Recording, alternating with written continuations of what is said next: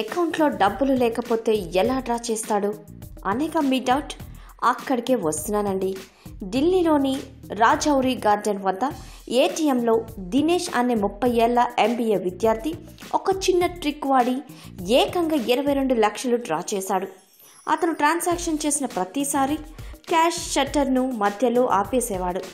Withdraw చేసిన ప్రతిసారి బయటికి వచ్చిన డబ్బులలో నుండి పైన కింద ఉండే చివరి 2 నోట్లు వదిలేసి మిగిలింది బయటికి తీసేసుకునేవాడు. చివరి 2 నోట్లు అలాగే ఉండడం వల్ల క్యాష్ షట్టర్ క్లోజ్ అయ్యేది కాదు. ట్రాన్సాక్షన్ ఫెయిల్ అయిందని చూపించేది. అకౌంట్లో నుండి డబ్బులు కూడా కట్ అయ్యేవి కావు. ఈ విధంగా మొత్తంగా 10 బ్యాంకుల్లో 232 ట్రాన్సాక్షన్స్ చేసి 22 లక్షలు కొట్టేశాడు. బ్యాంక్ వారి కంప్లైంట్తో రంగంలోకి దిగిన పోలీసులు కేసు ఛేదించారు. చివరికి దినేష్ ఊచలు లెక్క పెడుతున్నాడు. ఏటీఎంలో డబ్బులు డ్రా చేయడానికి జనం ఎన్నో ఇబ్బందులు పడుతుంటే దినేష్ ఇలా చేసి అంత పెద్ద మొత్తాన్ని కొట్టేయడం పోలీసుల్ని సైతం నివ్వెరబోయేలా చేసింది. ఈ వీడియోపై మీ విలువైన కామెంట్స్ ని మాతో షేర్ చేసుకోండి. అండ్ ఇంకో విషయం, సబ్స్క్రైబ్ చేయడం మర్చిపోకండి.